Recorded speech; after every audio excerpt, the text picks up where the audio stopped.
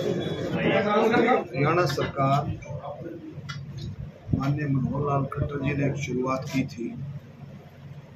सभी महापुरुषों की जयंतियां, जैसे डॉक्टर भीमराव अंबेडकर जी, रविदास जी, कबीर साहब, ज्योतिबाई फुले जी, अहिल्याबाई होलकर जी, ऐसे अलग अलग, महाराजा अग्रसेन की, भगवान परशुराम जी की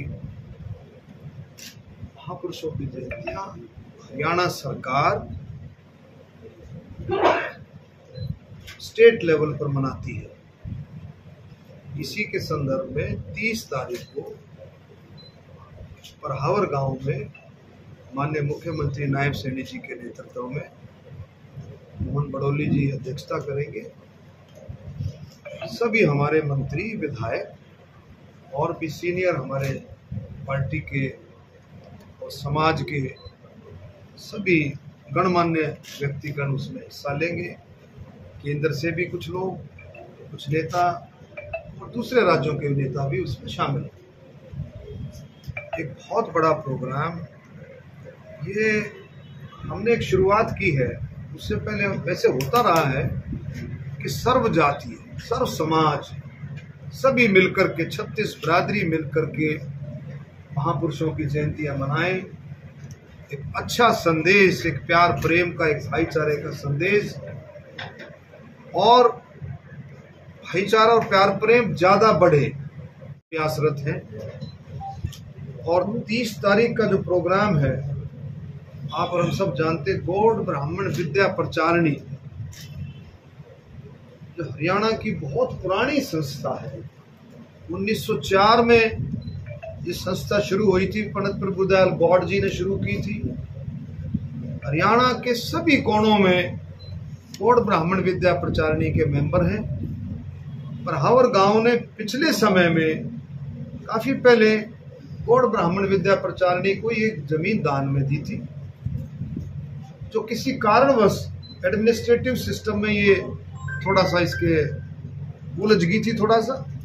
लेकिन माननीय मनोहर लाल खट्टर जी ने सारी चीजों को, सारी बाधाओं को दूर करते हुए 15.5 एकड़ जमीन गौड़ ब्राह्मण विद्या प्रचारिणी को फिर से इसकी सारी लिखा पढ़ाई, सारे कागजात बने और इस बात को आगे बढ़ाया माननीय मुख्यमंत्री नायब सिंह सैनी जी। बहुत जबरदस्त तरीके से हमारा झज्जर है, रोहतक है, रेवाड़ी है, मुरगांव है, भिवानी है, जींद है, सोनीपत है, पानीपत है, करना, पूरा हरियाणा इसके साथ जुड़ा हुआ है। एक बात और, हरियाणा के लेवल पर किसी भी तरह का समझौता देश की सिक्योरिटी के साथ, देश की सिक्योरिटी के साथ किसी भी तरह का समझौता नहीं हो सकता। कोई भी कितना बड़े से बड़ा हो, किसी को बख्शा नहीं जाएगा। सरकार लगातार लगी हुई, रोहिंग्यास को भी जहां भी इतला मिलती है सरकार लगी है। कहीं से भी जो भी जासूस पकड़े गए हैं उन पर सख्त कार्रवाई। देश के हित में कहता हूँ, ऐसा समय अब आया हुआ था, ऐसा समय भी चल रहा है कि देश के हित में हम काम करें, सब मिल करके, कोई उस लाइन को ना छोड़े। किसी भी, कोई भी किसी भी तरह की बात आए, देश के हित की लाइन को ना छोड़े। देश के लिए समर्पण, देश के लिए भाव 140 करोड़ की जनता का जो है वो होना चाहिए, और वो है हर जगह।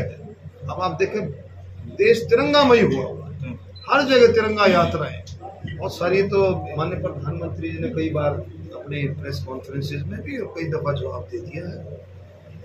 हमारा तो लड़ाई का मूड नहीं था, देश लड़ने के लिए नहीं गया हुआ। हमारी सेनाएं आतंकवाद और आतंकियों के मजा चखाने के लिए, उनको सबक सिखाने के लिए ये कार्यक्रम था। ये जो था ऑपरेशन सिंदूर, जिस तरह से पाकिस्तान ने 22 अप्रैल को जो घिनौनी हरकत की थी, उसका जवाब देने के लिए हमारी सेनाओं ने, थल सेना, वायु सेना, नौसेना ने वो जवाब दिया। 9 टारगेट पर उन्होंने 9 स्थानों पर टारगेट किया, और जो हार्डकोर आतंकवादी थे, जो पुराने छिपे हुए आतंकवादी थे, उनको निशाना बना करके, आपने देखा भी होगा, उनको मजा चखाने का काम, उनको मिट्टी में मिलाने का काम हमारे सैनिक। हमारे साथ है डॉक्टर विपिन शर्मा आगे